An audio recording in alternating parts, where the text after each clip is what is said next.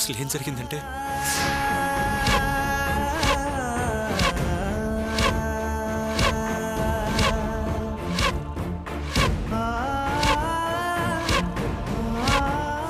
అదే జరిగింది.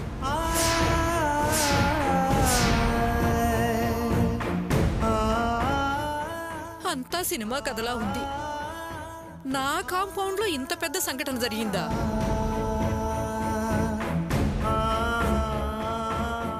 అయినా పిల్లాన్ని ఏదో వస్తువుని తిరిగిచ్చేసినట్టు ఇచ్చేసి వచ్చారేంటయ్యా? వాడి మీద మీరు ఎంత ప్రేమ పెంచుకున్నారు, ప్రాణాలు పెట్టుకున్నారు కదయ్యా. వాళ్ళు లేకుండా మీరు ఎలా ఉండగలరు? ఉండలేవమ్మా, నేను ఉండలేను. నా అర్చన అస్సలు ఉండలేదు. కానీ తప్పదు, ఉండాలి.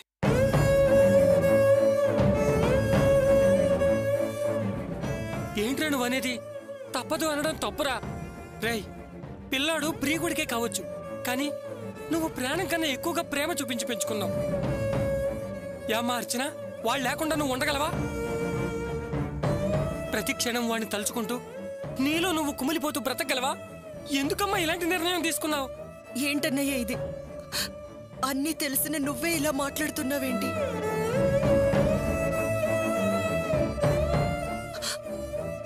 వాడికి నేను కన్న తల్లిని కాదని తెలిసిన తరువాత వాడిని నా దగ్గర ఎలా ఉంచుకోగలుగుతాను? వాణ్ణి తన కన్న తల్లి దగ్గర అప్పగించిన తరువాతే నా మనసు ప్రశాంతంగా ఉంది.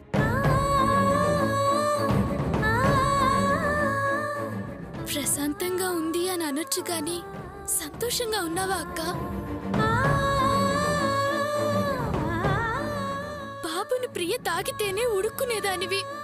అర నిమిషం వాణ్ణి వదిలి వెళ్ళడానికి నీకు మనసొప్పేది కాదు. ఎప్పుడైనా ఒక్క నిమిషం వాణ్ణి నాకిస్తే 100 జాగ్రత్తలు చెప్పేదానివి. అంత ప్రేమ చూపించే నువ్వు ఎలా అక్క వాణ్ణి అక్కడ వదిలేసి వచ్చావు? ఎలా మనసు వచ్చింది నీకు? వాణ్ణి చూడకుండా మేము ఉండలేమేమో అనిపిస్తుందక్క. మరి నువ్వెలా ఉంటావక్క? ఎందుకు ఇలాంటి నిర్ణయం తీసుకున్నావు? కుదురుతుందా కుదరట్లేదా, నేను ఉండగలనా ఉండలేకపోతానా అన్న ప్రశ్నలకి ఇక్కడ స్థానం లేదు. నేను కుదుర్చుకొని ఉండాలి అనే నిర్ణయం తీసుకుని బాబుని అక్కడ వదిలేసి వచ్చాను.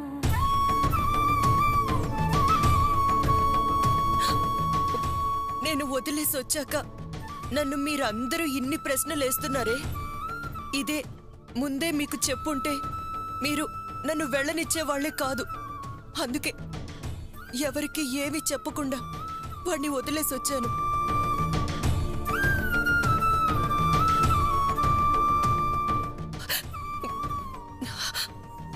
దయచేసి మీరందరూ నా మీద ఉన్న ప్రేమతో నాకు నచ్చ చెప్పాలని చూస్తూ వాడిని గుర్తు చేసి నన్ను మరింత బాధ పెట్టకండి. వద్దు. ఏంటోనమ్మా, కష్టాలన్నీ ఒక మనిషికేనా అని కష్టాలే కన్నీళ్లు పెట్టుకుండేలా ఉన్నాయి. కన్న తల్లికి పిల్లాడిని అప్పగించి రావటం న్యాయమే. గోపి, నువ్వెంత నీతి, న్యాయం, ధర్మం, నిజాయితీగా మెలుగుతావో అర్చన కూడా ఆ దారిలోనే నడవటం చాలా గర్వంగా ఉందయ్యా.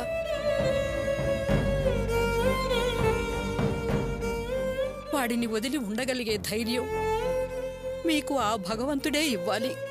నువ్వెయ్యి చెప్పమ్మా, నాకు మాత్రం నీ నిర్ణయం నచ్చలేదు. నీ నిర్ణయం నాకు చాలా బాధ అనిపించింది. వస్తానురా బావా, ఇక నేను ఇక్కడ ఉండలేను.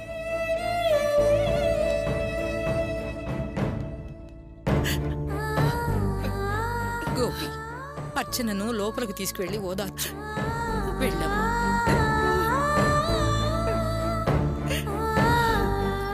భాను, పద.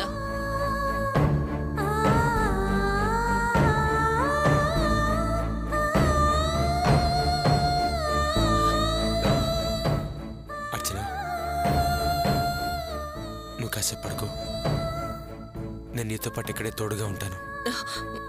అవసరం లేదండి, మీరు వెళ్ళండి. నిన్న ఈ పరిస్థితుల్లో వదిలేసి నేను వెళ్ళేలా పనిచేసుకుంటాను అర్చన. నేను ఇంట్లోనే ఉంటాను. నేను అన్ని బాగా ఆలోచించి నిర్ణయం తీసుకున్నాను. అంతా మెల్లగా అదే సర్దుకుంటుంది. మీరు నా గురించి ఏం దిగులు పడకండి, మీరు వెళ్ళండి. సరేలే, నువ్వు మధ్యాహ్నం చెట్టుకి భోజనం తీసుకురావద్దు, నేనే ఇంటికి వస్తాను. మీరెందుకు ఇంటికి రావడం? అవసరం లేదు, నేనే భోజనం తీసుకొస్తాను. సరే, నీ ఇష్టం. జాగ్రత్త అర్చన, బాధపడకు.